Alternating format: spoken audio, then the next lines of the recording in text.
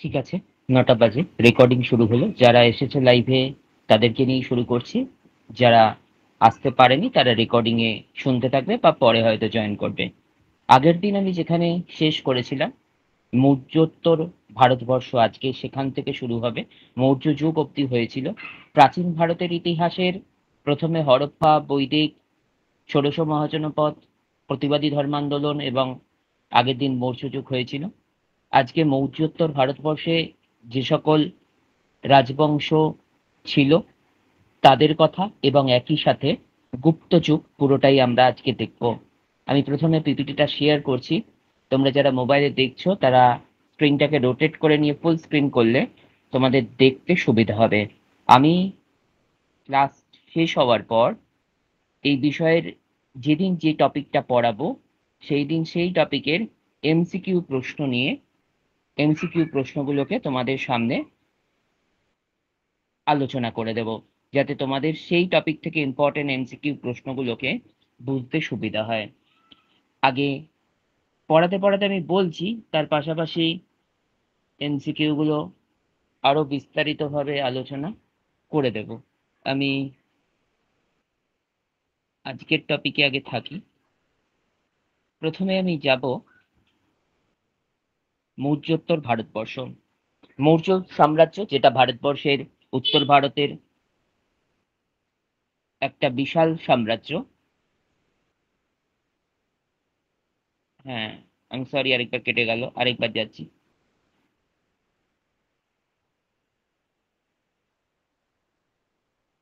উত্তর ভারতের একটি বিশাল অঞ্চল জুড়ে যে সাম্রাজ্যের অবস্থান ছিল, সেই সাম্রাজ্যের পতনের পর ভারতবর্ষের বিভিন্ন দিকে, বিশেষ করে উত্তর পশ্চিম উত্তর ভারতে ক্ষুদ্র ক্ষুদ্র শক্তির প্রাধান্য দেখা গিয়েছিল। সেরকমই দক্ষিণ ভারতের সাতবাহন রাজবংশ, কলিঙ্গে চেদ বংশের অধীনে একটি স্বাধীন রাজ্য তৈরি হয়েছিল। তার মধ্যে সর্বাধিক উল্লেখযোগ্য যে এই সময় শক, পার্থিয়ান, কুষাণ এইসব বিদেশি শক্তির আক্রমণ চলেছিল। এরকমই কুষাণদের কার্যকাল এই সময়কালের মধ্যে সর্বাধিক গুরুত্বপূর্ণ ছিল। কুষাণদের যে ঐতিহাসিক উপাদান, বেশ কিছু ঐতিহাসিক উপাদান, চৈনিক বিবরণ, এগুলো তো রয়েছে। তার পাশাপাশি কলহনের লেখা রাজতরঙ্গিনী গ্রন্থ, এটি এমসিকিউ এর জন্য ইম্পর্টেন্ট প্রশ্ন। কলহন এর রাজতরঙ্গিনী গ্রন্থ থেকে কোন অঞ্চলের ইতিহাস জানা যায়? উত্তর হবে কাশ্মীর। অশ্বঘোষের লেখা বুদ্ধচরিত। এছাড়া শিলালিপি, মুদ্রা, প্রত্যেকটা যুগের যেরকম থাকে কুষাণদের সম্পর্কে আমরা সেগুলো তো জানতেই পারি।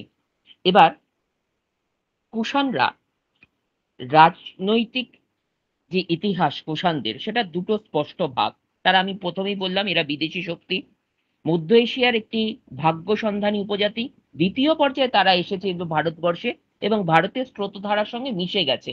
আমরা যখন মুসলিম ইতিহাস পড়বো, সুলতান মাহমুদ বা মোহাম্মদ ঘুরি, এর যে দেখবো এরা শুধুমাত্র আক্রমণকারী হিসেবেই চিহ্নিত হয়ে রয়েছে। কিন্তু কুষাণরা ইউচি জাতির একটি শাখা।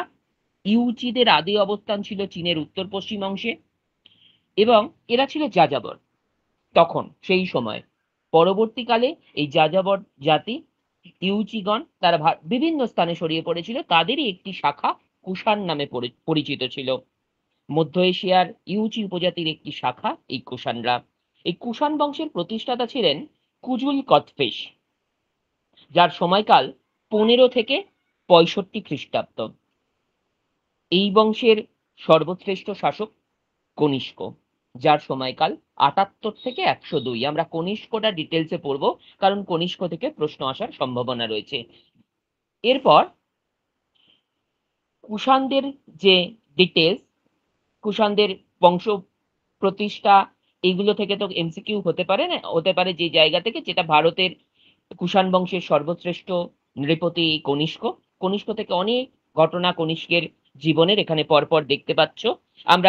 আমি কয়েকটা জায়গা শুধু হাইলাইট করতে থাকবো। কনিষ্ক 78 খ্রিস্টাব্দে সিংহাসনে বসেছিলেন। সেই সময়কালকে একটা নতুন একটা চালু করা হয়েছিল, যাকে বলা হয়েছে একটা কনিষ্ক প্রচলিত অব্দ, সেটা শকাব্দ নামে পরিচিত ছিল। এবার 78 খ্রিস্টাব্দে যে সম্বদ তিনি প্রচলন করলেন, সেটা কনিষ্কাব্দ, কুষাণাব্দ এগুলো না হয়ে কেন শকাব্দ হলো? তার কারণ এই অব্দটি পশ্চিম ভারতের শকরা, এই কুষাণ দের পরে মানে কনিষ্কের পরেও বহুকাল তারা ব্যবহার করেছিল এবং কুষাণদের পতনের পরে যেহেতু এই অব্দের ব্যবহার প্রচলিত ছিল শব্দের মধ্যে দীর্ঘকাল যাবৎ, তাই এই অব্দটি শকাব্দ নামে পরিচিত ছিল। কনিষ্কের রাজধানী ছিল পুরুষপুর বা পেশোয়ার। এটি একটি ইম্পর্টেন্ট প্রশ্ন। এমসিকিউ এর জন্য কিছু কিছু প্রশ্ন আমি বলছি, এইগুলো তো তোমরা পাবেই স্টাডি মেটেরিয়ালে। এই জায়গাগুলোর মধ্যে যেগুলো যেগুলো বলার সে বলছি। বৌদ্ধ সংগীতি কনিষ্কের রাজত্বকালে কিন্তু চতুর্থ বৌদ্ধ সংগীতি, আমি যে 4টে বৌদ্ধ সংগীতি পড়িয়েছিলাম বৌদ্ধ ধর্ম পড়াতে গিয়ে, তার মধ্যে তৃতীয়টা ছিল পাটলিপুত্রে এবং চতুর্থটা এই কনিষ্কের রাজত্বকালে কাশ্মীরে মতান্তরে জলান্ধরে হয়েছিল। এরপর এই কনিষ্কের রাজত্বকালে রাজধানী এগুলো সব লেখা রয়েছে, এগুলো তোমরা পড়বে। আমি শকাব্দ নিয়ে বলে দিয়েছি যে 78 খ্রিস্টাব্দে নতুন শকাব্দ চালু হয় এবং ঐতিহাসিক ফার্গুসন যেটা বলছিলাম, যেটা শকাব্দ কেন মনে করেন, অধিকাংশ ঐতিহাসিক আধুনিক ঐতিহাসিকরাও এই মতটিকেই গ্রহণ করেছেন। এবার যে কারণে কুষাণ যুগ বিখ্যাত, যে কারণের জন্য কুষাণ যুগকে আমরা চিনব, বেশ কিছু রচনা, সাহিত্যিক রচনা এবং বৈজ্ঞানিক তার সময়কালে উল্লেখযোগ্য অবদান রেখেছিল এবং শিল্প। আমরা প্রথমে কনিষ্কের রাজত্বকালে যে সকল মনীষীকে, কয়েকজন মনীষী যাদেরকে তুলে প্রশ্ন করা হয়, তার মধ্যে একজন ছিলেন অশ্বঘোষ। অশ্বঘোষের রচনাগুলির মধ্যে উল্লেখযোগ্য বুদ্ধচরিত, সৌদরানন্দ কাব্য, সূত্রালঙ্কার, বজ্রসূচি, সারিপুত্র প্রকরণ, এগুলো। এর মধ্যে এরকম ধরো প্রশ্ন পরীক্ষায় এমসিকিউ আকারে কিরকম আসতে পারে, যে এই চারটে এমসিকিউ এর মধ্যে 3টে অশ্বঘোষের লেখা, অন্যটি নয়। তো প্রশ্ন করা হবে যে নিম্নলিখিত রচনাগুলির মধ্যে কোনটি অশ্বঘোষ রচিত নয়। 3টে থাকবে, এইগুলোর মধ্যে একটা থাকবে না, আইডেন্টিফাই করতে হবে। এই ধরনের প্রশ্ন। আমি যে মনীষীদের কথা বলবো তার মধ্যে কুষাণ যুগের প্রখ্যাত বৈজ্ঞানিক নাগার্জুনের নাম উল্লেখযোগ্য। এমসিকিউ প্রশ্ন, ভারতের আইনস্টাইন কাকে বলা হয়? উত্তর নাগার্জুনকে। নাগার্জুনের লেখা দুটো গ্রন্থ খুব উল্লেখযোগ্য, একটা মাধ্যমিকা সূত্র, একটা শত সহস্রিকা প্রাজ্ঞপারমিতা। এই গ্রন্থগুলো, মাধ্যমিকা সূত্রে তিনি থিওরি অফ রিলেটিভিটি মানে আপেক্ষিকতার তত্ত্বটি নিয়ে আলোচনা করেছিলেন এবং নাগার্জুন দর্শন এবং বিজ্ঞানের মধ্যে সেতু বন্ধন রচনা করেছিলেন। অনেকে তাকে ভারতের মার্টিন লুথারও বলেছেন। তো এই অশ্বঘোষ এবং নাগার্জুন এছাড়াও কনিষ্কের রাজত্বকাল বা কুষাণ যুগের রাজত্বকালে একটি বিখ্যাত শিল্পরীতি, গান্ধার শিল্পরীতি প্রচলিত ছিল। খ্রিস্টপূর্ব 50 থেকে 500 খ্রিস্টাব্দ সময়কাল, এর মধ্যেই কুষাণ যুগটা বিশেষ করে পড়ে। উত্তর পশ্চিম ভারতে গান্ধারকে কেন্দ্র করে গ্রিক, রোমান এবং ভারতীয় শিল্পরীতির এক সংমিশ্রণ ঘটেছিল এই গান্ধার শিল্পতে। মেনলি যেটা হতো এই শিল্পের মধ্যে, বৌদ্ধ ধর্মের ধ্যান ধারণা এবং বুদ্ধের মূর্তি গান্ধার শিল্পের মূল প্রতিপাদ্য বিষয় ছিল। এই শিল্পরীতির বিষয়বস্তু ছিল ভারতীয়, কিন্তু গঠনশৈলী বা আঙ্গিক ছিল কিন্তু হেলেনীয় বা গ্রিক। সুদক্ষ শিল্পীরা বুদ্ধ বা বোধিসত্ত্বের প্রাণবন্ত মূর্তি নির্মাণ করার জন্য এই শিল্পরীতি বিশেষভাবে উৎকর্ষ লাভ করেছিল। এই শিল্পরীতির যদি বৈশিষ্ট্যগুলো পয়েন্ট করে বলা যায়, তাহলে আমি বলবো প্রথমে তো গান্ধার শিল্পের বৈশিষ্ট্যগুলো যদি আমি বলি, প্রথমত এর বৈশিষ্ট্য ছিল যে এটি কুষাণ যুগের সর্বশ্রেষ্ঠ অবদান। আর এই শিল্পরীতিতে 3টে শিল্পকলার সংমিশ্রণ আমরা লক্ষ্য করি, গ্রিক, রোমান, ভারতীয়। এখানে মানুষের যথার্থ প্রতিকৃতি নির্মাণ করার কৌশল এই শিল্পরীতির অন্যতম বৈশিষ্ট্য। কারণ এই মূর্তিগুলোতে রঙের প্রলেপ, পালিশ বা গোফ লাগানো, পাগড়ি পরানো, এগুলো করা হতো। এছাড়া এই শিল্পে গ্রিক, রোমান প্রভাব থাকলেও ভারতীয় শিল্পী মনেরই অভিব্যক্তি প্রকাশ পেয়েছিল বলে ঐতিহাসিকরা মনে করেন। বুদ্ধের মূর্তির মাথায় যে বাস্তবতা এবং বিমূর্ত ভাবের সংমিশ্রণ ঘটেছিল এবং মূর্তি নির্মাণে তারা পাথর, চুন, বালি, প্লাস্টার অফ প্যারিস, পোড়ামাটির ব্যবহার করত। তাই ডক্টর রমেশচন্দ্র মজুমদার এই গান্ধার শিল্প সম্পর্কে বলতে গিয়ে বলেছেন, the Gandhara artist had the hand of a Greek but the heart of an Indian. তার মানে এই যে এই গান্ধার ভাস্কর্যের যে হাত দুটি, সেটা গ্রিক হলেও তার হৃদয় ছিল ভারতীয়। তো গান্ধার শিল্পরীতির পরে আরো একটি শিল্পরীতি এই সময়কালে উল্লেখযোগ্য ছিল, সেটা হচ্ছে মথুরা শিল্পরীতি। গান্ধারকে কেন্দ্র করে যেহেতু গান্ধার, তাই মথুরাকে কেন্দ্র করে মথুরা শিল্পরীতি। ভারতের বিভিন্ন দেশের যারা শিল্পী বা কারিগর তারা ভারতবর্ষের এই কুষাণ সাম্রাজ্যে এসেছিলেন। সেই গ্রিক ও রোমান পদ্ধতিতে এই সময় বহু বুদ্ধ মূর্তি মথুরাতে এরকম নিদর্শন পাওয়া গেছে। খ্রিস্টীয় প্রথম থেকে তৃতীয় শতকে এই মথুরা শিল্প বিকাশ লাভ করে এবং এই মূর্তিগুলির বিশালতা, মূর্তি নির্মাণের ক্ষেত্রে ধর্ম নিরপেক্ষতার নীতি, লাল বেলেমাটির ব্যবহার এই শিল্পরীতিকে আলাদা একটি মাত্রা দিয়েছিল। কুষাণ যুগ শুধু শিল্প, সাহিত্য, শিক্ষা নয়, অর্থনৈতিক ক্ষেত্রেও এই যুগে বেশ কিছু সমৃদ্ধি ঘটেছিল। সেই সমৃদ্ধি এসেছিল ব্যবসা বাণিজ্যর সূত্র ধরে। ব্যবসা বাণিজ্যে এই সময় অভূতপূর্ব প্রসার ঘটে। তার কারণ মধ্য এশিয়া বা পশ্চিম এশিয়ায় ভারতীয় বাণিজ্যে এই সময়ে যথেষ্টভাবে সম্প্রসারিত হয়। ব্যবসা বাণিজ্যের ক্ষেত্রে কুষাণরাই স্বর্ণ মুদ্রার প্রচলন করে। সিল্ক রুট বা রেশম পথ, চীনে উৎপাদিত রেশম মধ্য এশিয়া, আফগানিস্তানের ভেতর দিয়ে ইরান ও রোমে নিয়ে যাওয়া হতো। যে এই বিখ্যাত পথ, এই পথটাই রেশম পথ। এই পথটা যেহেতু কুষাণদের সাম্রাজ্যের দখলে ছিল, কুষাণদের দখলে ছিল, তো তারা বণিকদের থেকে প্রচুর শুল্ক আদায় করতেন। স্বাভাবিকভাবেই তাদের এই শুল্ক আদায় থেকে সমৃদ্ধি, অর্থনৈতিক সমৃদ্ধি আসতো। এবার যে কনিষ্ক পড়াচ্ছিলাম, কনিষ্ক থেকে আরো কয়েকটা কথা কনিষ্কের শাসনকাল সম্পর্কে বলার উল্লেখযোগ্য। কারণ কুষাণরাজ কনিষ্ককে দ্বিতীয় অশোকও বলা হয়, কারণ তিনি বহু প্রাচীন বৌদ্ধ বিহারগুলির সংস্কার সাধন করেছিলেন, বহু নতুন বিহার প্রতিষ্ঠা করেছিলেন। বৌদ্ধ মঠ এবং ভিক্ষুদের দানের ব্যাপারেও তিনি মুক্তহস্ত ছিলেন। বৌদ্ধ ধর্মের প্রচারে খ্রিস্টপূর্বাব্দে অশোকের ভূমিকা যেমন ছিল, খ্রিস্টপূর্বাব্দের কথা বলছি, সেরকমই খ্রিস্টাব্দের মানে খ্রিস্টীয় অব্দের পরে সর্বাধিক অবদান ছিল এই কনিষ্কের। অশোকের মতো কনিষ্ক ভারত এবং ভারতের বাইরে তিব্বত, চীন, জাপান, কোরিয়া, মধ্য এশিয়া এইসব জায়গায় বৌদ্ধ ধর্মের প্রচার করেছিলেন। এই কারণে কুষাণ যুগ বা কনিষ্কের শাসনকাল অত্যন্ত গুরুত্বপূর্ণ এবং তাকে দ্বিতীয় অশোক বলা হয়। কুষাণ বংশের এই সর্বশ্রেষ্ঠ শাসক কনিষ্ক একদিকে শ্রেষ্ঠ শাসক, তিনি বিজেতা, তিনি ধর্মপ্রচারক, তিনি শিক্ষা ও শিল্প সংস্কারের উৎসাহী পৃষ্ঠপোষক।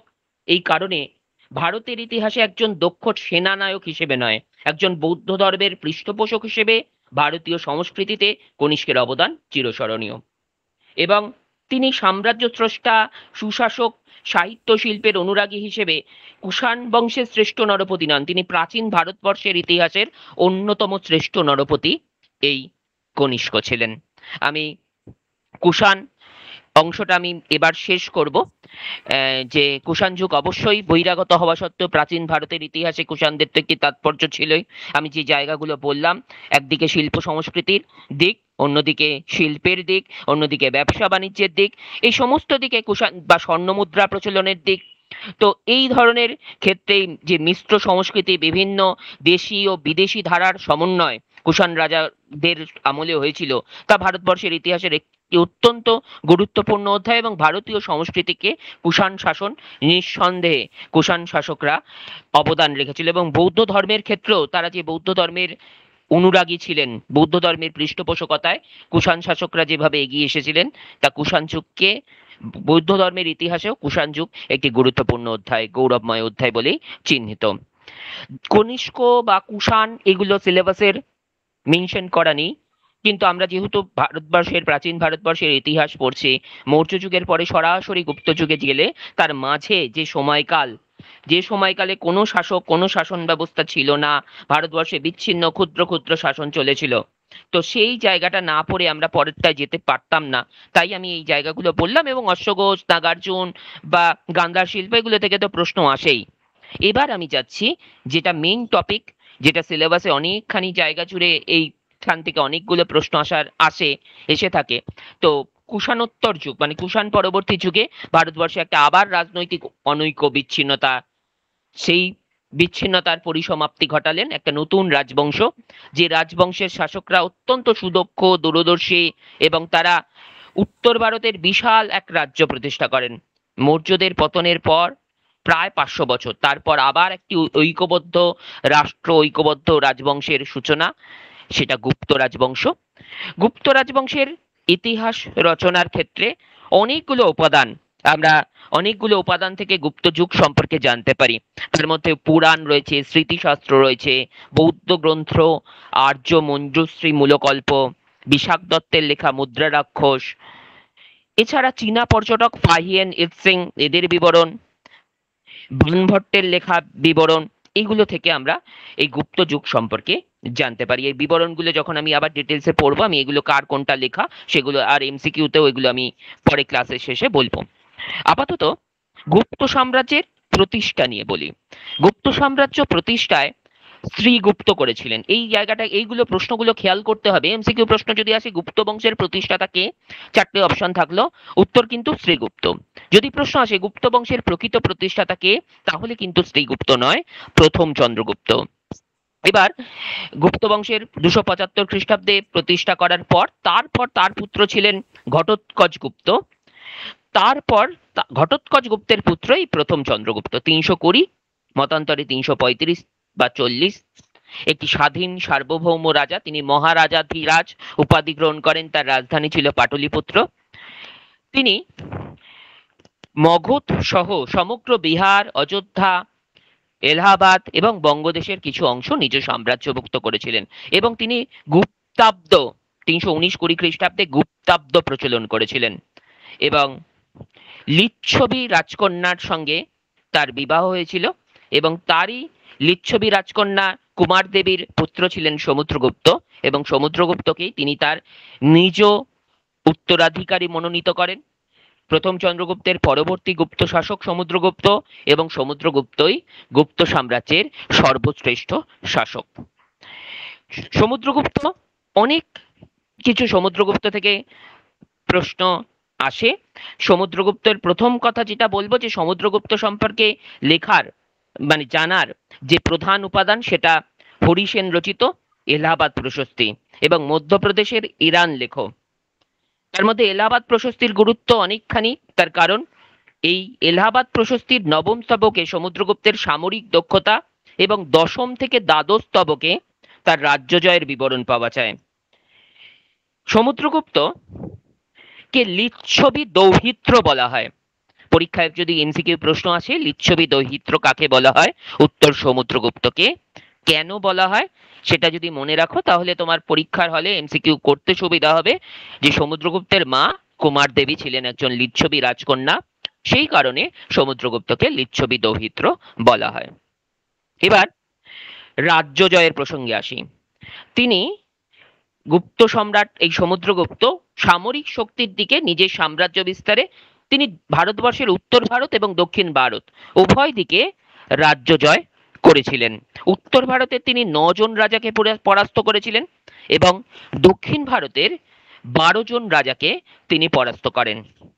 এই 12 জন রাজা হলেন কোশলের মহেন্দ্র, মহাকান্তারের ব্যাঘ্ররাজ, কৌরলের মন্তরাজ, পৃষ্ঠপুরমের মহেন্দ্রগিরি, কট্টুরের স্বামী দত্ত, এরণপল্লের দমন, কাঞ্চির বিষ্ণুগোপ, বেঙ্গির হস্তিবর্মন, অবমুক্তার নীলরাজ, পলাক্কের উগ্রসেন, দেবরাষ্ট্রের কুবের এবং কুন্তলপুরের ধনঞ্জয়। এবার যেটা বলার, যে জায়গা থেকে এই রাজ্যগুলো নাম মনে রাখা, রাজার নাম মনে রাখা হয়তো ইম্পর্টেন্ট নয়, কিন্তু ইম্পর্টেন্ট এই কারণে যে ভারতবর্ষের উত্তর ভারতের 9 জন রাজা এবং দক্ষিণ ভারতের 12 জন রাজাকে পরাস্ত করলেও তার দুটো ক্ষেত্রে নীতি কিন্তু আলাদা ছিল। উত্তর ভারতের যে 9 জন রাজাকে তিনি পরাস্ত করেছিলেন সেই 9 জন রাজাকে কিন্তু তিনি নিজ সাম্রাজ্যভুক্ত করেছিলেন সেই রাজ্যগুলোকে, কিন্তু দক্ষিণ ভারতের ক্ষেত্রে তিনি এক অন্য নীতি গ্রহণ করেছিলেন। স্ক্রিনের একদম শেষ লাইনের শেষে দেখতে পাচ্ছ নীতিটার নাম গ্রহণ মোক্ষ পরিগ্রহ, গ্রহণ পরিগ্রহ নীতি। কি এই নীতি কেমন ভাবে তিনি প্রয়োগ করলেন? তিনি দাক্ষিণাত্যের রাজ্যগুলোর বিজয় সম্পর্কে এই নীতিটি গ্রহণ করেছিলেন, কারণ রাজধানী মগধ থেকে সুদূর দাক্ষিণাত্যের ওপর নিয়ন্ত্রণ বজায় রাখা সম্ভব নয়, এটা তিনি অনুভব করেছিলেন। তাই তিনি এই অভিনব নীতি নেন। এলাহাবাদ প্রশস্তিতে এই নীতির বর্ণনা রয়েছে, যেখানে বলা হয়েছে যে গ্রহণ মানে কি, যে শত্রুকে বলপূর্বক পরাজিত ও বন্দী করা। এর ছাড়া তারপরে কি হচ্ছে, শত্রুকে তিনি মুক্তি দিচ্ছেন, যেটাকে মোক্ষ বলা হচ্ছে, এবং অনুগ্রহ, পরাজিত শত্রুর বশ্যতা লাভ করে তার রাজ্যগুলো তাকে ফিরিয়ে দেওয়া হচ্ছে। কিন্তু কখনোই তিনি তার রাজ্যগুলোকে ফিরিয়ে দিলেও স্ত্রী অর্থাৎ সার্বভৌমত্ব কিন্তু ফিরিয়ে দেননি, অর্থাৎ তাদেরকে তিনি বশ্যতা স্বীকার করিয়েই রেখেছিলেন। এবার তাহলে উত্তর ভারত এবং দক্ষিণ ভারতের রাজ্য জয়ের ক্ষেত্রে সমুদ্রগুপ্তের একটা নীতিগত পার্থক্য দেখা যাচ্ছে। সমুদ্রগুপ্ত উত্তর ভারতের 9 জন রাজাকে পরাস্ত করে উন্মূলিত নীতি অর্থাৎ উচ্ছেদ করার নীতি, রাজ্যগুলোকে প্রত্যক্ষভাবে গুপ্ত সাম্রাজ্যভুক্ত করার নীতি গ্রহণ করেছিলেন। উত্তর ভারতের রাজ্যগুলোকে সাম্রাজ্যের একটি প্রশাসনিক কেন্দ্রে পরিণত করেছিলেন, প্রত্যেকটা এক একটা প্রশাসনিক কেন্দ্র ছিল, যে 9টা রাজ্যকে তিনি রাজ্যভুক্ত করেছিলেন। অন্যদিকে যে গ্রহণ ও পরিমোক্ষ নীতি, সেই নীতি গ্রহণ করে 12 জন রাজাকে বশ্যতা স্বীকার করলেন এবং কর প্রদানের বিনিময়ে তার রাজ্যগুলোকে ফিরিয়ে দিলেন। দক্ষিণ ভারতে তার এই গৃহীত নীতি, তার রাজনৈতিক দূরদর্শিতা, বাস্তব জ্ঞানের পরিচয় দেওয়া যায়। সুদূর দাক্ষিণাত্যে পূর্ণ কর্তৃত্ব রাখা কখনোই সম্ভব নয়, এই ধারণা, এই উপলব্ধি তার মধ্যে ছিল। আমরা পরবর্তীকালে যখন মধ্যযুগের ইতিহাস পড়ব, দেখবে এই একই ভুল করেছিলেন ঔরঙ্গজেব। যে দূরদর্শিতার পরিচয় এই সমুদ্রগুপ্ত দিলেন, সেই দূরদর্শিতার পরিচয় কিন্তু দিতে পারেননি ঔরঙ্গজেব। তিনি দাক্ষিণাত্যে জীবনের সুদীর্ঘ 26 বছর অতিবাহিত করেছিলেন, তাই দাক্ষিণাত্য ক্ষত এবং দাক্ষিণাত্যেই তার মৃত্যু হয়।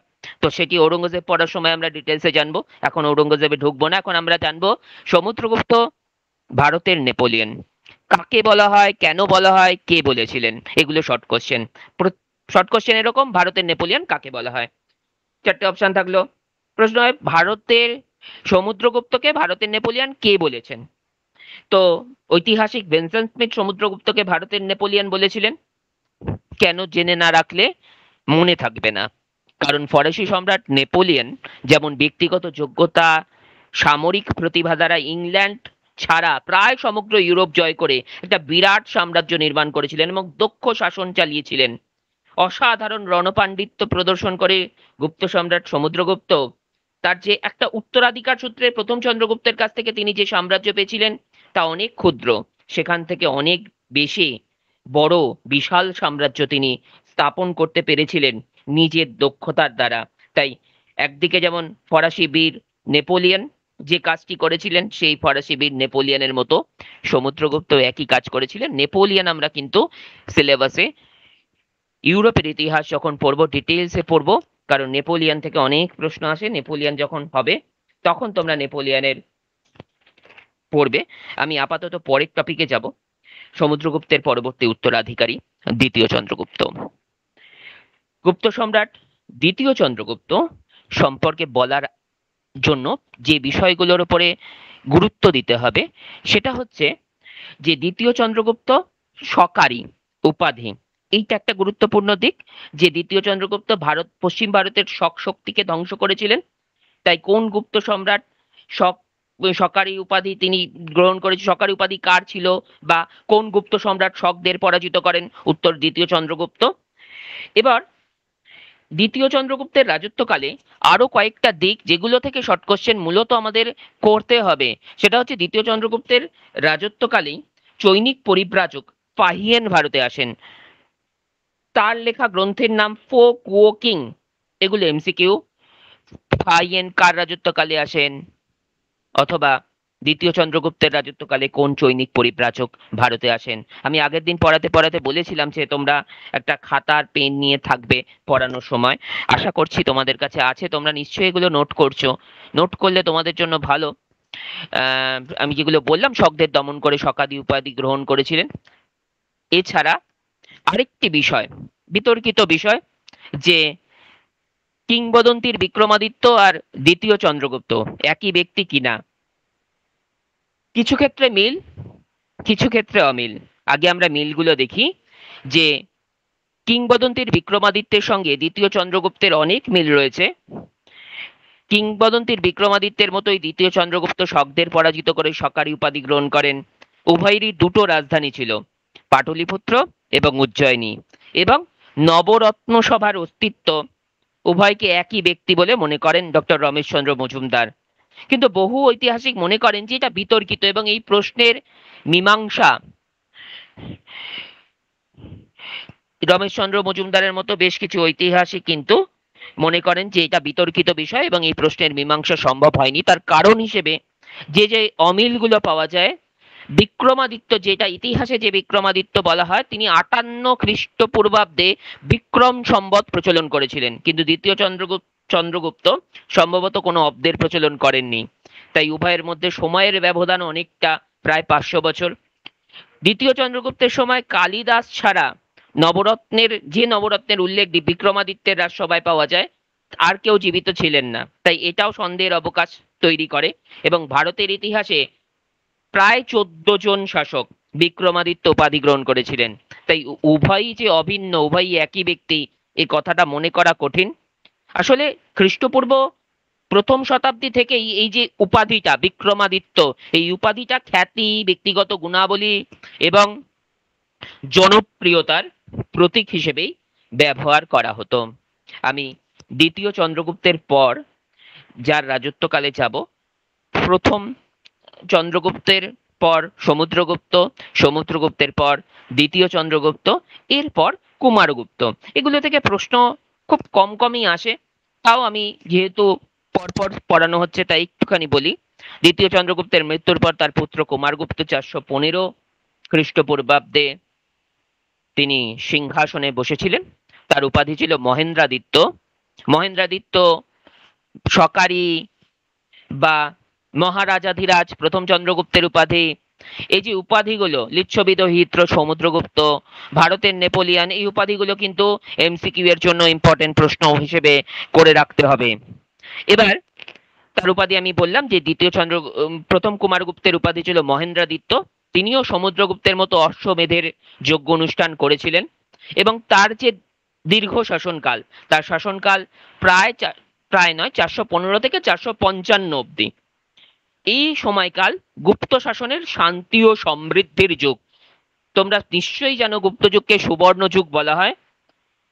যে যুগে চারদিক থেকে, সমস্ত দিক থেকে সমৃদ্ধি থাকে, সেই যুগকেই আমরা সুবর্ণ যুগ বলি। এরকম যুগ, আমি সুবর্ণ যুগ নিয়ে পরে আলোচনা করছি।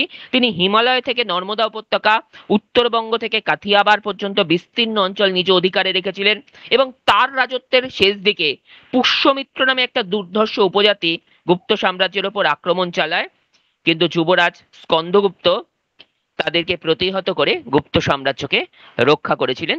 পরের টপিক, স্কন্দগুপ্ত। এই স্কন্দগুপ্তকে বলা হয় ভারতের রক্ষাকারী। এইটাও প্রশ্ন, ভারতের রক্ষাকারী কোন গুপ্ত সম্রাটকে বলা হয়? তো প্রথম কুমারগুপ্তের পর রাজত্বের শেষ দিকে আমি বলছি ভিতারি স্তম্ভলেখ এবং জুনারগড় শিলালিপি, এইগুলো স্কন্দগুপ্তের যে রাজত্বকালে মধ্য এশিয়ার দুর্ধর্ষ যাযাবর যোদ্ধা হুন জাতি মিহিরকুলের নেতৃত্বে ভারত আক্রমণ করেছিল এবং স্কন্দগুপ্ত অপরিসীম সমর প্রতিভা এবং অত্যন্ত সাহসিকতার সঙ্গে সেই হুন আক্রমণকে প্রতিহত করেছিলেন এবং এই হুনদের পরাজয় এতটাই ভয়ঙ্কর ছিল যে পরবর্তী 50 বছর তারা আর ভারত আক্রমণের সাহস পায়নি। তো হুনদের এই পরাজয়, হুনদের বিরুদ্ধে যে কৃতিত্বের পরিচয় দিয়েছিলেন স্কন্দগুপ্ত, এই কারণে রমেশচন্দ্র মজুমদার স্কন্দগুপ্তকে ভারতের রক্ষাকর্তা, ভারতের রক্ষাকারী, দ্য সেভিয়ার অফ ইন্ডিয়া ইংরেজিতে বলা হয়, তা বলেছিলেন। এবার স্কন্দগুপ্তের পর সেই সময় হুন নেতা তোরমান, মিহিরকুল, এগুলো থেকে তো শর্ট কোশ্চেন করতেই হবে। আমি গুপ্তযুগ, সুবর্ণযুগ এবং গুপ্ত শাসন ব্যবস্থাকে বলি, তারপরে মৌর্য এবং গুপ্ত সাম্রাজ্যের তুলনামূলক আলোচনা এবং আরো কিছু প্রশ্ন টপিক এইগুলো থেকে বাকি আছে, সেগুলো করাবো। প্রথমে আসি গুপ্ত শাসন ব্যবস্থার বৈশিষ্ট্যগুলোতে। গঠনগত দিক থেকে গুপ্ত শাসন ব্যবস্থায় কিন্তু কেন্দ্রীকরণ এবং বিকেন্দ্রীকরণ, সেন্ট্রালাইজ অ্যান্ড ডিসেন্ট্রালাইজ, এই দু ধরনের নীতির একটা অপূর্ব সমন্বয় সাধন হয়েছিল।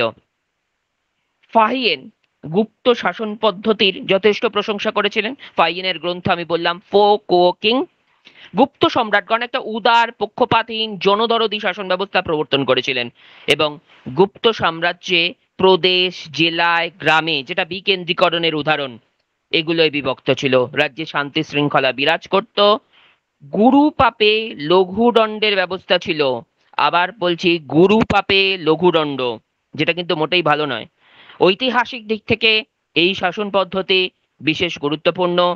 ভারতে মুসলিম আক্রমণের পূর্ব পর্যন্ত এই ব্যবস্থা, মানে যে গুপ্ত শাসন ব্যবস্থা যেটা, সেটা চালু ছিল। গুপ্ত যুগকে সুবর্ণ যুগে আমি পরে যাচ্ছি। আমি তার আগে বলি, এর আগে আমি মৌর্য শাসন ব্যবস্থা, মৌর্য যুগ পড়িয়েছি। কিছু পার্থক্য জেনে রাখতে হবে, যে কি তফাৎ মৌর্য যুগের সঙ্গে। দুটোই উত্তর ভারতে একটা বিশাল সাম্রাজ্য, ভারতবর্ষের প্রাচীন সাম্রাজ্যগুলোর মধ্যে অন্যতম সাম্রাজ্য, কিন্তু উভয়ের মধ্যে কিছু পার্থক্য ছিল শাসন ব্যবস্থার ক্ষেত্রে। প্রথম যে পার্থক্য, সেটা হচ্ছে মৌর্য শাসন ছিল কেন্দ্রীভূত স্বৈরাচারী শাসন ব্যবস্থা, কিন্তু গুপ্ত শাসনের ক্ষেত্রে আমরা বিকেন্দ্রীকরণের নীতি অনুসরণ হচ্ছে সেটা দেখতে পাচ্ছি। দ্বিতীয়ত যে পার্থক্য, যে মৌর্য সম্রাটদের তুলনায় গুপ্ত সম্রাটদের কিন্তু ক্ষমতা ছিল অনেকখানি সীমিত। তৃতীয়ত, মৌর্য বিচার ব্যবস্থায় দণ্ডবিধি কঠোর ছিল, গুপ্তদের দণ্ডবিধি কিন্তু এতটা কঠোর ছিল না। গুপ্তদের দণ্ডবিধি কঠোর ছিল না, তার কারণ আমি একটু আগেই বললাম, গুরু পাপে লঘু শাস্তি। নেক্সট যে পার্থক্য, সেটা হচ্ছে মৌর্য যুগে জনপ্রতিনিধি সভার অস্তিত্ব ছিল না, কিন্তু গুপ্ত যুগে গ্রাম, নগর বা জেলা স্তরে যে জনপ্রতিনিধি সভা, তার ভূমিকা গুরুত্বপূর্ণ ছিল। মৌর্য শাসনে মন্ত্রী পরিষদের ক্ষমতা ছিল প্রবল, কিন্তু গুপ্ত শাসন ব্যবস্থায় মন্ত্রী পরিষদের ক্ষমতা কম ছিল। এবং মৌর্য শাসন ব্যবস্থায় কর্মচারীদের বেতন দেওয়া হতো নগদে, কিন্তু গুপ্ত যুগের সময় নগদের পরিবর্তে ভূমিদান প্রথার প্রচলন হয়েছিল। এবার আমি ভূমিদান প্রথায় আগে যাই। যেহেতু নগদে গুপ্ত শাসন ব্যবস্থায় কর্মচারীদের বেতন দেওয়া হতো না, তাহলে ভূমিদান করা হতো, জমি দেওয়া হতো তার পরিবর্তে। এই ভূমিদান প্রথা দু ধরনের ছিল গুপ্ত যুগে। একটা হচ্ছে ব্রাহ্মণ বা বন্দিরকে যে নিষ্কর ভূমিদান করা হতো, তার নাম ছিল ব্রহ্মদেয়। পরীক্ষায় প্রশ্ন এমসিকিউ, যে ব্রহ্মদেয় কোন যুগের ভূমিদান ব্যবস্থা। আর ব্রাহ্মণদের যে দান করা এই ভূমির শাসন কার্য, রাজস্ব আদায়ের অধিকার সেই ব্রাহ্মণেরই ছিল। স্বভাবতই দান করা ভূমি, গ্রাম যেটাই দেওয়া হোক না কেন, সেটা কেন্দ্রীয় শক্তির নিয়ন্ত্রণের বাইরে চলে যেত।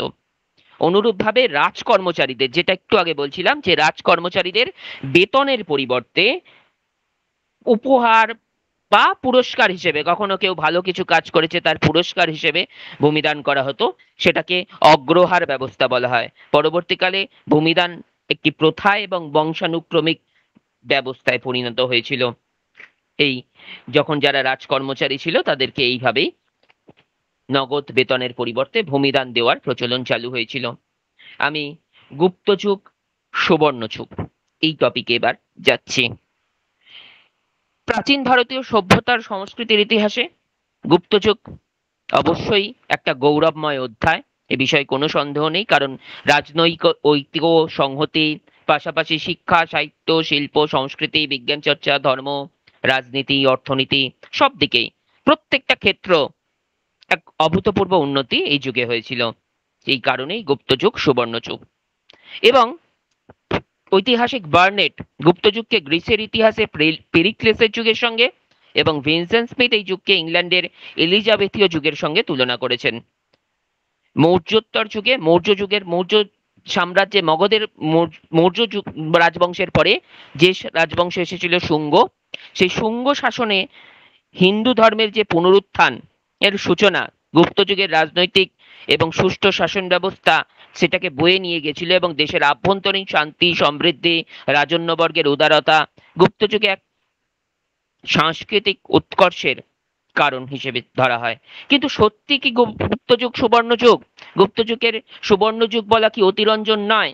এটা নিয়ে একটা বিতর্ক রয়েছে। আর্থিক সমৃদ্ধি, শিল্প সংস্কৃতি সর্বাঙ্গীন বিকাশ, অবশ্যই সেই অর্থে গুপ্ত যুগ, কিন্তু ডক্টর রমিলা থাপার এই যুগকে সুবর্ণ যুগ বলতে চাননি। কেন চাননি? তিনি দেখিয়েছেন যে এই যুগের যে উন্নতি সেটা মূলত সমাজের উচ্চ শ্রেণীর মধ্যেই সীমাবদ্ধ ছিল। আর্থিক সমৃদ্ধি সামন্ত, অভিজাত শ্রেণী এবং বণিক শ্রেণীর মধ্যেই সীমাবদ্ধ ছিল। বিদেশি বাণিজ্যের এই সময় কিছুটা অবনতি ঘটেছিল, যেটা কুষাণদের যুগে রেশম পথ ধরে যে বাণিজ্যের উন্নতি, এই যুগে কিন্তু বাণিজ্যের সেই তুলনায় অবনতি হয়েছিল। এবং সংস্কৃত ভাষা ও সাহিত্যের বিকাশ হয়েছিল ঠিকই, তবে সেটা উচ্চ শ্রেণীর ভাষা। আমি গুপ্ত যুগ পড়াতে গিয়ে বা মৌর্য যুগ পড়াতে গিয়ে বলেছিলাম পালি, প্রাকৃত, অর্ধমাগধী ভাষার প্রয়োগ, কারণ সাধারণ মানুষ এই ভাষাগুলো বোঝে, সংস্কৃত সবাই বুঝতো না।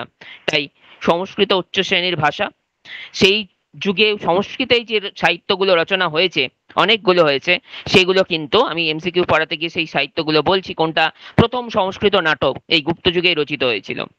তো আধুনিক ঐতিহাসিকরা মনে করছেন এই যুগে দরবার কেন্দ্রিক শিল্প সংস্কৃতি এবং ব্রাহ্মণদের প্রাধান্য, সামাজিক ক্ষেত্রে যে তীব্র বর্ণ বৈষম্য, কৃষকদের অবস্থা ভালো ছিল না, নারীর সম্মান সেই অর্থে ছিল না, দাস প্রথার অস্তিত্ব ছিল, সরকারি চাকরি ক্ষেত্রে অসম নীতি ছিল। তাই এই যুগকে সুবর্ণ যুগ বলা যুক্তিযুক্ত নয়। সুবর্ণ যুগ মানে সেই যুগকেই আমরা বলি যে যুগে সত্যি সত্যি সমস্ত ক্ষেত্রগুলির উন্নতি হয়েছিল, সমস্ত ক্ষেত্র, জীবনের প্রতিটা ক্ষেত্র, আর্থসামাজিক প্রতিটা ক্ষেত্রকে যে যুগ সুবর্ণ যুগ, সেই যুগই সুবর্ণ যুগ বলা যায়। আমরা গুপ্ত যুগের আরো কিছু জিনিস আমি পড়াচ্ছি, এখানে ওই লিচ্ছবি দৌহিত্র এগুলো সব বলা হয়ে গেছে। আমি আগে গুপ্ত সাম্রাজ্যের পতন ঘটিয়ে দিই, তারপরে আমি গুপ্ত সাম্রাজ্যের আরো কিছু বিষয়ে থাকবো। প্রথম কথা, প্রাচীন ভারতের অন্যান্য সাম্রাজ্যের মতোই গুপ্ত সাম্রাজ্যেরও পতন হয়। যে যে পতনগুলোর কারণ হয়, যে স্কন্দগুপ্ত অব্দি পড়ালাম, তারপরে দেখলে আর কোনো গুপ্ত সম্রাট সম্পর্কে বললাম না, কারণ তাদের সময়কালে উল্লেখযোগ্য কোনো ঘটনা নেই যেগুলো তাদেরকে ইতিহাসের পাতায় গুরুত্ব দেবে, ইতিহাস তাদের গুরুত্ব দেবে। স্কন্দগুপ্তের পর যারা উত্তরাধিকারী ছিল সবাই অযোগ্য ছিল। দ্বিতীয়ত, এই সময় সামন্ত প্রথার উদ্ভব ঘটেছিল। নেক্সট, কেন্দ্রীয় শক্তির দুর্বলতা। আমি ওই যে বললাম শাসন ব্যবস্থা পড়াতে গিয়ে বিকেন্দ্রীকরণ নীতি, এই যে ভূমিদান ব্যবস্থা, যেগুলো যে জমিগুলো দান করা হচ্ছিল ব্রাহ্মণদের ব্রহ্মদেওর মাধ্যমে, সেগুলো কেন্দ্রীয় শক্তির নিয়ন্ত্রণের বাইরে চলে যাচ্ছিল। প্রাদেশিক বা সামন্ত রাজারা মাঝে মাঝে বিদ্রোহ করতো এবং তারা স্বাধীনতা ঘোষণা করেছিল অনেক ক্ষেত্রে, অনেক আঞ্চলিক জায়গায়, ক্ষুদ্র ক্ষুদ্র জায়গায়। এবং পুষ্যমিত্র জাতি যে উপজাতি সেই সময় বিদ্রোহ, এবং হুনদের আক্রমণ। হুনরা স্কন্দগুপ্ত পরাস্ত করার পর তারা চলে গেছে এবং গুপ্ত শাসনের শেষ দিকে আবার হুনদের আক্রমণ মাত্রা ছাড়া হয়ে ওঠে। এবং গুপ্ত রাজাদের যুদ্ধ বিমুখতা, যারা স্কন্দগুপ্তের পরবর্তী শাসক ছিলেন, তারা স্থায়ী সেনাবাহিনী রাখেননি, তারা এই সামন্তদের ওপর অনেকখানি নির্ভরশীল হয়ে পড়েছিল। এটাও গুপ্ত সাম্রাজ্যের পতনের অন্যতম কারণ। এবং সর্বোপরি রাজকোষে আর্থিক সংকট। আর্থিক সংকট তখনই আসে যখন সাম্রাজ্যে বিভিন্ন ক্ষেত্র, কৃষি, শিল্প বা ব্যবসা বাণিজ্য, আমি বললাম রমিলা থাপা দেখিয়েছেন যে ব্যবসা বাণিজ্য কুষাণ যুগের তুলনায় অনেকাংশে হ্রাস পেয়েছিল। তো স্বাভাবিকভাবেই অর্থনৈতিক সংকট সাম্রাজ্যে আসবে, এটাই স্বাভাবিক। আমি গুপ্ত যুগ সম্পর্কে আরো কিছু বিবরণ, কিছু কথা এখানে তোমরা স্ক্রিনে দেখতে পাচ্ছ। এগুলো আগে তোমরা একটুখানি দেখতে থাকো। যেগুলো আমি বলেছি সেগুলো সবকটাই এখানে রয়েছে। আমি তারপর সমুদ্রগুপ্ত সম্পর্কে বা এই যুগের শিল্প সংস্কৃতি আরো কিছু দিক গুপ্ত যুগ সম্পর্কে বলতে চাচ্ছি। এক নজরে যে গুপ্ত সাম্রাজ্য, সেই গুপ্ত সাম্রাজ্য তোমরা স্ক্রিনে দেখতে পাচ্ছ। গুপ্ত যুগের শিক্ষার ক্ষেত্রেও উন্নতি হয়েছিল। এই যুগের একটা গুরুত্বপূর্ণ দিক, শিক্ষা সংস্কৃতির একটা গুরুত্বপূর্ণ দিক, নালন্দা বিশ্ববিদ্যালয়। খ্রিস্টীয় ৫ম শতকে গুপ্ত রাজাদের পৃষ্ঠপোষকতায় এই নালন্দাকে কেন্দ্র করে এক বিশ্ববিদ্যালয় গড়ে উঠেছিল। নালন্দা বিশ্ববিদ্যালয়ের প্রতিষ্ঠাতা বুধগুপ্তকে মনে করা হয়, কোনো কোনো গ্রন্থে প্রথম কুমার গুপ্তও রয়েছে। ৫ম শতকের শেষ দিকে ৬টি বৌদ্ধ বিহার নিয়েই নালন্দা বিশ্ববিদ্যালয় গড়ে উঠেছিল। শিক্ষার পীঠস্থান রূপে নালন্দা মহাবিহারের খ্যাতি ছিল সর্বাধিক, এবং এটা সমকালীন ভারতে বৌদ্ধ ধর্মচর্চা এবং শিক্ষার অন্যতম কেন্দ্র ছিল। এবং এই গুপ্ত যুগের স্থাপিত হয়ে বহু কাল ধরে এই এর পরবর্তীকালে যখন আমি পাল এবং সেন যুগ পড়াবো, তখনও দেখবেই নালন্দা বিশ্ববিদ্যালয় কিন্তু বহু যুগ ধরে শিক্ষা সংস্কৃতি চর্চার এক গুরুত্বপূর্ণ কেন্দ্র ছিল। আমি শিল্প সংস্কৃতির আরেকটা দিক বলবো, যে অজন্তা ও ইলোরা চিত্র গুপ্ত চিত্রশিল্পের সব থেকে উজ্জ্বল নিদর্শন। অজন্তা ও ইলোরার যে গুহা মন্দিরের দেওয়াল চিত্রগুলো, জল রঙে এই চিত্রগুলো, বর্ণে এবং রেখায় এবং বিষয়বস্তু বৈচিত্র্যে অতুলনীয় ছিল। এখানে মূলত বুদ্ধ জাতকের বিভিন্ন ঘটনা, এছাড়া ধর্মনিরপেক্ষ বিভিন্ন বিষয় স্থান পেয়েছিল এবং এই গুহাচিত্রগুলো বাস্তবতায় পরিপূর্ণ এবং সমাজের বিভিন্ন শ্রেণীর, সমাজের নিচু শ্রেণীরও প্রতিচ্ছবি এই অজন্তা ইলোরার ছবিগুলোতে পাওয়া যায়। কয়েকটা বিখ্যাত চিত্র হচ্ছে মাতা ও পুত্র, হরিণ চতুষ্টয়। তো ইউরোপীয় পণ্ডিতদের মতে অজন্তার গুহা চিত্রগুলো রেনেসাঁস যুগে ইউরোপে যে শ্রেষ্ঠ প্রাচীন চিত্রগুলো তার সমতুল্য বলে কেউ কেউ মনে করেছেন, এবং যারা ঐতিহাসিক, যারা বিদেশি ঐতিহাসিক, তাদের মতে এগুলো গুরুত্বপূর্ণ। প্রাচীন ভারতবর্ষের আরো একটা দিক গুপ্ত যুগের, যারা এনশিয়েন্ট ইন্ডিয়ান হিস্ট্রির ওপর পড়েছো তারা জানো যে প্রাচীন ভারতে বাণিজ্য এবং শিল্পের ক্ষেত্রে বিভিন্ন বৃত্তির মানুষ নিজেদের জন্য যে পেশাদারি সংগঠন গড়ে তুলেছিল সেগুলোকে গিল্ড বলা হয়। গিল্ড বা সমবায় সংঘ, এগুলোকে শ্রেণী বলা হয়, নিগম বলা হয়, এগুলো কিন্তু এই গুপ্ত যুগে লক্ষ্য করা গেছে। সংঘের সদস্যদের উৎপাদন বা বিপণনের ক্ষেত্রে অধিকতর সুযোগ সুবিধা দান এবং বাইরের প্রতিযোগিতার হাত থেকে রক্ষার জন্য এই গিল্ডগুলো গঠন হয়েছিল। এবং স্বশাসিত এই সংস্থা একজন অধ্যক্ষ, যিনি মুখ্য হেড ছিলেন, এবং 5 জন সদস্য যারা কার্য চালাতেন, এবং রাজা সাধারণত গিল্ডের কাজে কোনো হস্তক্ষেপ করতেন না। ইন্দোর বা মান্দাসোর থেকে যে লেখগুলো পাওয়া গেছে সেখানে জানা যায় যে গুপ্ত যুগে এই গিল্ড বা নিগম প্রথা প্রাচীন ভারতবর্ষে কোন রাজবংশের রাজত্বকালে লক্ষ্য করা যায়, সেটা হচ্ছে এই গুপ্ত যুগে লক্ষ্য করা গিয়েছিল। এবার গুপ্ত যুগের সম্পর্কে আর তার আগে যে অংশটা আমি পড়ালাম সেই জায়গা থেকে কিছু শর্ট কোশ্চেন আমি এমসিকিউতে আলোচনায় যাব। তার আগে আরো কথা বলি যে গুপ্ত যুগের যে নবরত্ন, এই নবরত্নের মধ্যে 3 জনের নাম দিয়ে দেবে, একজনের নাম দেবে না বা অন্য নাম দেবে, দিয়ে বলবে যে দ্বিতীয় চন্দ্রগুপ্তের নবরত্ন সভায় নিম্নলিখিতের মধ্যে কে ছিলেন না। তাহলে তোমাদের এই 9টা নাম মনে রাখতে হবে। আমি বলছি, তোমরা তবু দেখবে যে কবি কালিদাস, চিকিৎসক ধন্বন্তরী, জ্যোতির্বিদ বরাহ মিহির, খপনক, শঙ্কু, বেতাল ভট্ট, ঘটকপর, অমর সিংহ এবং বররুচি, এই 9জন জ্ঞানী পণ্ডিত দ্বিতীয় চন্দ্রগুপ্তের, যিনি বিদ্যা ও বিজ্ঞানের পৃষ্ঠপোষক ছিলেন, তার রাজসভা একটা বিরাট সাংস্কৃতিক কেন্দ্র ছিল। তার রাজসভায় এই 9জন জ্ঞানীগুণী ব্যক্তি বা পণ্ডিত ছিলেন। এবং এরপর আমি যেটা কুষাণ যুগ পড়ালাম, এবং সেই কুষাণ যুগ এবং এই গুপ্ত যুগের কিছু শর্ট কোশ্চেন এমসিকিউ প্রশ্ন তোমরা জানিয়েছো যে শর্ট কোশ্চেনের একটু আলোচনা করলে ভালো হয়, তাই আমি পড়ানোটাকে সংক্ষেপে করলাম, কারণ থিওরি সত্যি সত্যি লিখিত পরীক্ষা যেহেতু হবে না, বড় কোশ্চেনের অ্যান্সার যেহেতু লিখতে হবে না, তাই প্রশ্ন শর্ট কোশ্চেনের উপরে আলোচনা করলে তোমাদের অনেক বেশি সুবিধা হবে বলে আমার মনে হয়। তোমরা, আমি বলবো যে তোমরা এই প্রশ্নগুলোর উত্তর দেওয়ার চেষ্টা করবে। আমি বরং স্ক্রিনে ফিরে যাই, কারণ এখানে হয়তো কোনো উত্তর চলে আসতে পারে। স্ক্রিন আমি সরিয়ে দিচ্ছি, স্ক্রিন সরিয়ে আমি ক্যামেরার সামনে আসছি বা না আসি, আমি স্ক্রিন থেকে এটাকে অফ করছি। তোমরা এই শর্ট কোশ্চেন গুলো একটু বলার চেষ্টা করো, দেখি তোমরা কতখানি জানো। আমি সব আমি স্ক্রিন থেকে ফিরছি, স্ক্রিনে আসছি।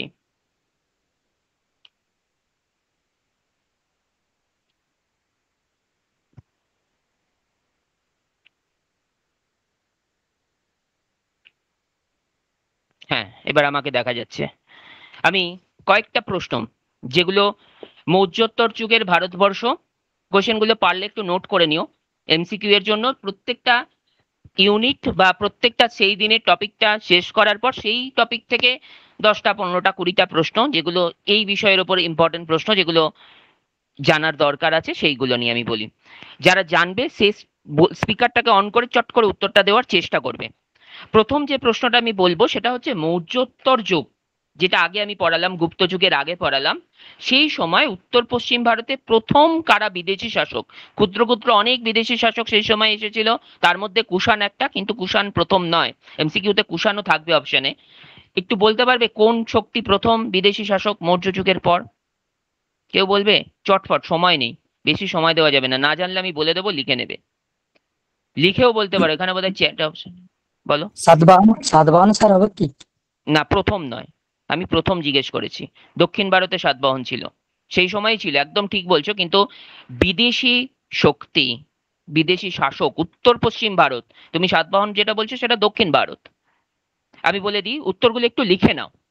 ব্যাক্ট্রিয় গ্রিক, মৌর্যোত্তর পর্বে উত্তর পশ্চিম ভারতে প্রথম বিদেশি শাসক যদি বলো তাহলে এর উত্তর হবে ব্যাক্ট্রিয় গ্রিক। তার মধ্যে সব থেকে উল্লেখযোগ্য হচ্ছেন মিনান্দার। ব্যাক্ট্রিয় গ্রিক রাজাদের মধ্যে উল্লেখযোগ্য মিনান্দার, তার লেখা গ্রন্থ মিলিন্দ পঞ্চহ। এগুলো সবই শর্ট কোশ্চেন। যাই হোক, আমি এই প্রসঙ্গে মিলিন্দ পঞ্চহ যখন বললামই, মিলিন্দ পঞ্চহ কোন ভাষায় লেখা কেউ বলবে? লিখতে থাকো, প্রশ্নগুলোর উত্তরগুলো লিখে নাও। এগুলো এমসিকিউ আকারে পাবে, কিন্তু হয়তো এরকম সাব ইউনিট ভেঙে ভেঙে তো পাবে না, পুরোটা প্রাচীন ভারত একসাথে থাকবে, অনেক প্রশ্ন থাকবে, আইডেন্টিফাই করতে পারবে না কোনটা কোন যুগের প্রশ্ন। মিলিন্দ পঞ্চহ কোন ভাষায় লেখা কেউ হয়তো জানো না, আমি বলি পালি ভাষায়। উত্তর লিখে নাও, পালি ভাষায়।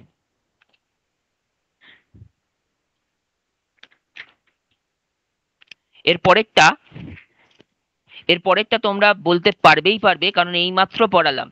পড়া যদি শুনে থাকো বলবে। গান্ধার শিল্প, মথুরা শিল্প, বা যে কোনো একটা দিয়ে এলো, কোন যুগের শিল্পকলা? কুষাণ যুগ। Very good. এটা এইমাত্র পড়িয়েছি বলে এটা পারলে। আমি যেটাই পড়িয়েছি সেটাই শুধু প্রশ্ন করব, তার বাইরে প্রশ্ন করব না এমন নয়, আমি প্রশ্ন করছি সব জায়গা থেকে। এই কথাটা আমি পড়াতে পড়াতে বলেছিলাম, দেখি মনে আছে কিনা, যে কোনটি অশ্বঘোষের লেখা গ্রন্থ নয়। আমি চারটি গ্রন্থ বলছি, একটা গ্রন্থ অশ্বঘোষ লেখেননি। সারিপুত্র প্রকরণ, সৌদরানন্দ, বজ্রশশী, মহাবিভাষা। কোনটা অশ্বঘোষের লেখা গ্রন্থ নয়? পারবে? বুদ্ধচরিত আমি বলিনি, বুদ্ধচরিত সবাই জানে অশ্বঘোষের লেখা, তাই এই নামগুলো বললাম: সারিপুত্র প্রকরণ, সৌদরানন্দ, বজ্রশশী, মহাবিভাষা। বলে দিই, সময় নষ্ট করে লাভ নেই, বলবে মনে হচ্ছে। এমডি বলো। স্পিকার অন করেছো, বলো।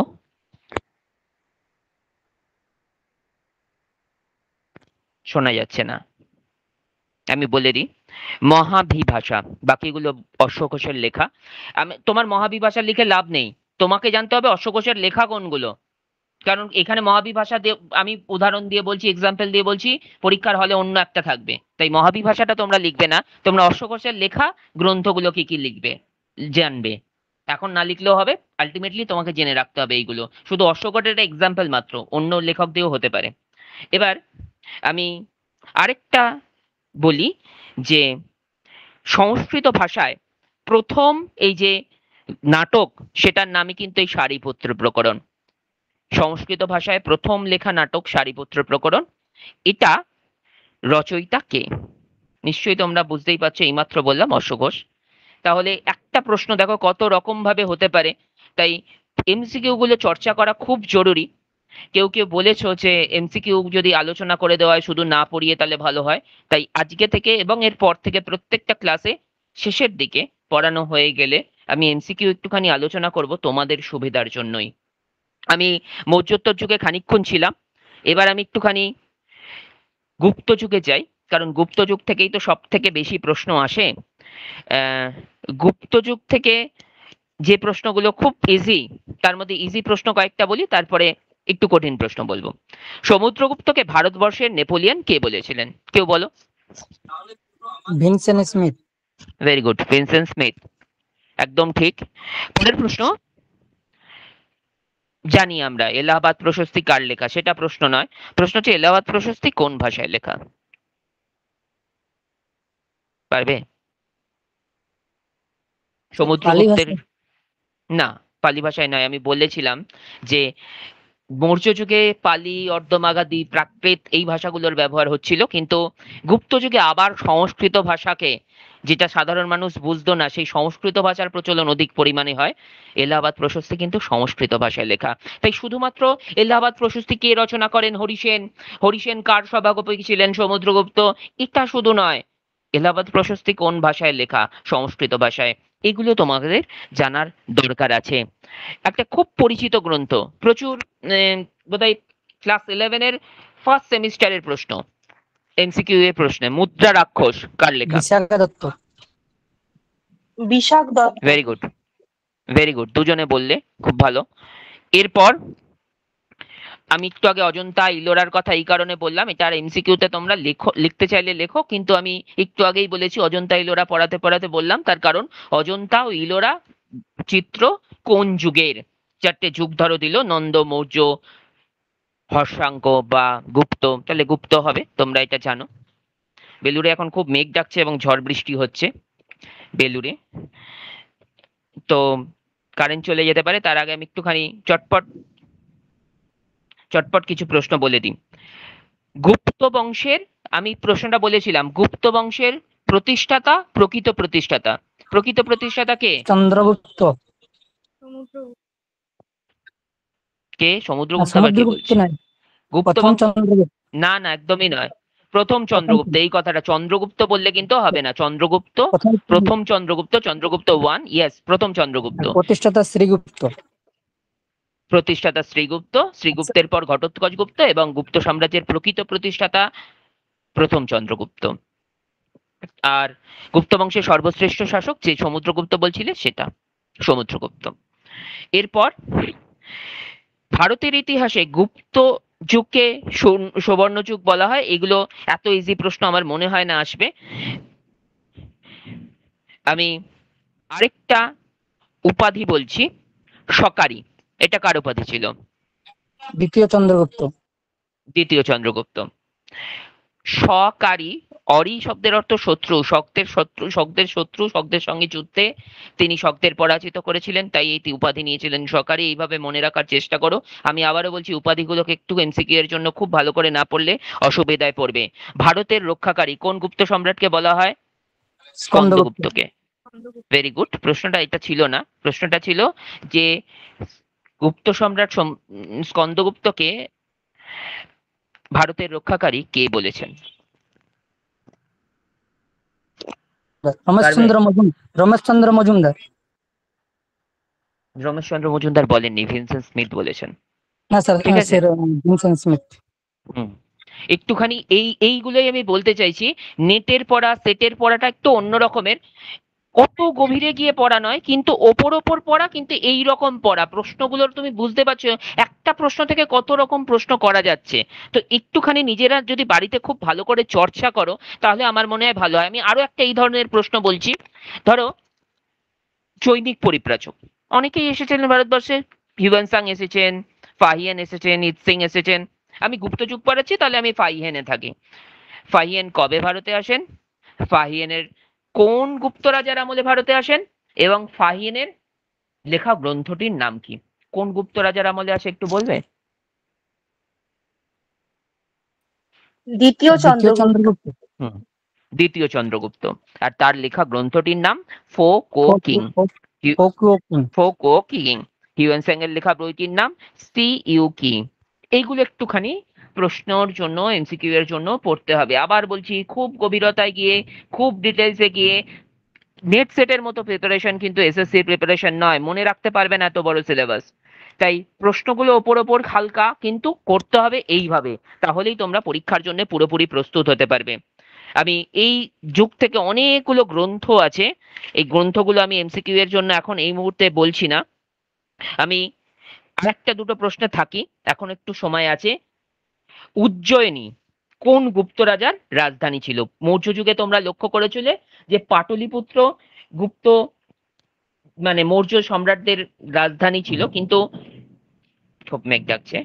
আহ গুপ্ত যুগে গুপ্ত রাজাদের রাজধানী একটু বলতে পারবে কেউ যে উজ্জয়িনী কোন গুপ্ত রাজার রাজধানী ছিল? আচ্ছা, দ্বিতীয় চন্দ্রগুপ্ত। হ্যাঁ একদম, আমি এটা ওই বিক্রমাদিত্য পড়াতে গিয়ে বলেছিলাম যে দ্বিতীয় পাটলিপুত্র চন্দ্রগুপ্তের থেকে। হ্যাঁ, দ্বিতীয় চন্দ্রগুপ্তের রাজধানী উজ্জয়িনীও ছিল, দুটো রাজধানীর উল্লেখ করেছিলাম। সমুদ্রগুপ্ত ভালো বীণা বাজাতেন, এটা কি, কোন, কি থেকে আমরা বুঝতে পারি, কোন ঐতিহাসিক উপাদান এটার প্রমাণ দেয়? মুদ্রা স্যার। ইয়েস, মুদ্রায় তার বীণা বাদনরত যে চিত্র, যে প্রতিচ্ছবি পাওয়া গেছে, সেটা থেকে বোঝা যায় যে গুপ্ত যুগের সম্রাট সমুদ্রগুপ্ত ভালো বীণা বাজাতেন। সমুদ্রগুপ্ত উত্তর ভারতের 9 জন রাজাকে পরাস্ত করেন, দক্ষিণ ভারতের কতজন রাজাকে? 12। 12। দক্ষিণ ভারতের রাজাদের পরাস্ত করার ক্ষেত্রে তিনি যে নীতি গ্রহণ করেছিলেন সেই নীতির নাম কি? গ্রহণ পরিমোক্ষ নীতি। গ্রহণ পরিপক্ষ নীতি। তো এই এই যে প্রশ্নগুলো বলছিলাম, যে উত্তর ভারতের 9 জন রাজাকে তোমার মনে রাখতে হবে না, দক্ষিণ ভারতের 12 জন রাজাকে মনে রাখতে হবে না, সেটা অনেক হাই লেভেলের পরীক্ষার জন্য। কিন্তু কজন রাজাকে এটা মনে রাখো, আর মনে রাখো তাদের ক্ষেত্রে তিনি কি নীতি গ্রহণ করেছিলেন, তাহলেই পরীক্ষায় অনেকখানি এগিয়ে থাকবে তুমি। আরো কিছু প্রশ্ন, আর একটা দুটো প্রশ্ন অন্তত করি, তারপর তোমাদের থেকে আরো কিছু কথা শুনবো।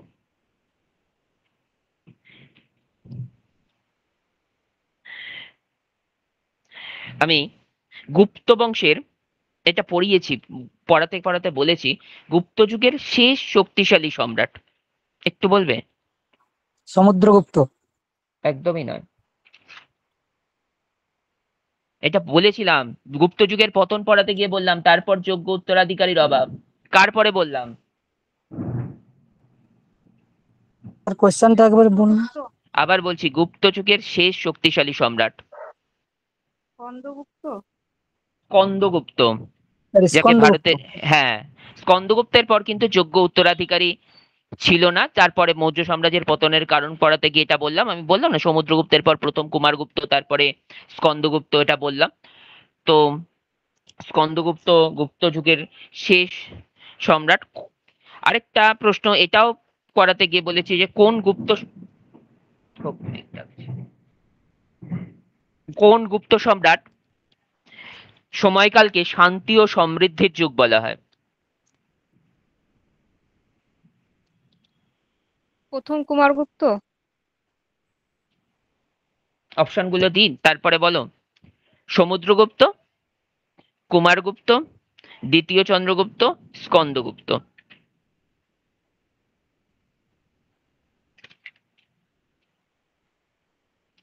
প্রকৃতপক্ষে এই ধরনের প্রশ্ন, আমি এই প্রশ্নটা ইচ্ছা করে করলাম, এই ধরনের প্রশ্ন কি না বলতো, গুপ্তযুগ তো সুবর্ণ যুগ, তাই প্রত্যেকটা যুগে একটা শান্তি সমৃদ্ধি ছিল বলে ধরে নেওয়া হয়। কিন্তু এখানে দ্বিতীয় চন্দ্রগুপ্ত হবে এই কারণে, কারণ তার সময় যুদ্ধ হয়নি। আবার বলছি, শান্তি ও সমৃদ্ধি, শান্তি কখন হয়? যখন যুদ্ধ না থাকে। সমুদ্রগুপ্তের শাসনকালে যুদ্ধ হয়েছিল। তাহলে এই ধরনের প্রশ্ন যদি আসে, বিতর্কিত প্রশ্ন, তাহলে একটুখানি ভেবেচিন্তে রক্ষা করতে হবে। স্কন্দগুপ্তের সময় কেন স্কন্দগুপ্ত নয়? কারণ তার সময় হুন আক্রমণ হচ্ছে, একটা আক্রমণ হচ্ছে, আমি বলবো সেটা শান্তির যুগ নয়, সমৃদ্ধির যুগ হতে পারে। সমুদ্রগুপ্তের সময় নিজে তিনি উত্তর ভারতের 9 জন রাজা এবং দক্ষিণ ভারতের 12 জন রাজাকে পরাস্ত করছেন, তার মানে তিনি যুদ্ধ করছেন, তাহলে সেটাও শান্তির যুগ নয়। তো এক্ষেত্রে কুমারগুপ্তই হবে।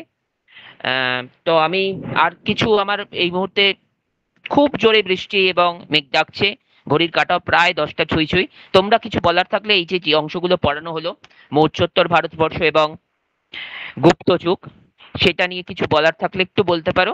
আমি আগামীকাল শনিবার ঠিক রাত 9টায় প্রাচীন ভারতের যে ইউনিট চলছে, ফার্স্ট ইউনিট, তার লাস্ট সাব ইউনিট, বাংলায় পাল যুগ এবং সেন যুগ, এটা করাবো।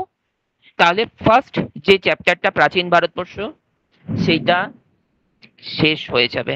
তোমরা কিছু বলার হলে বলো।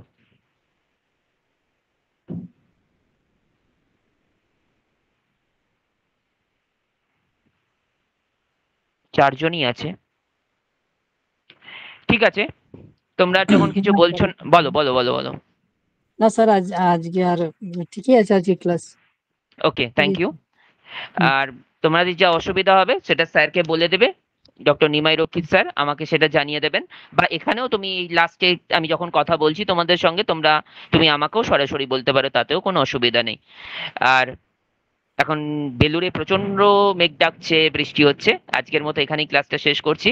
আগামীকাল ঠিক রাত 9টায় লাইভে থাকার চেষ্টা করো, বাংলার পালচুক এবং সেনচুক নিয়ে লাইভে থাকবো। গুড নাইট, শুভরাত্রি। Good night.